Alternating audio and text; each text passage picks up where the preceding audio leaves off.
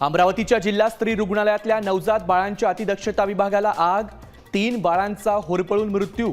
आगीच्या चौकशीचे आरोग्यमंत्र्यांचे आदेश.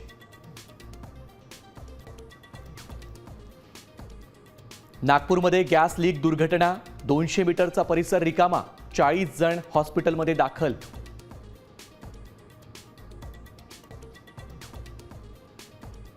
महायुती समन्वय समितीची आज पहिल्यांदाच फडणवीसांच्या अध्यक्षतेखाली बैठक.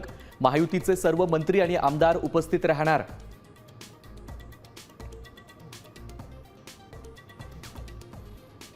मुंबई महानगरपालिकेची आज सभा. ठाकरेंच्या नगरसेविका विशाखा राऊत यांचं नगरसेवक पद रद्द करण्याचा प्रस्ताव सभागृहात येणार.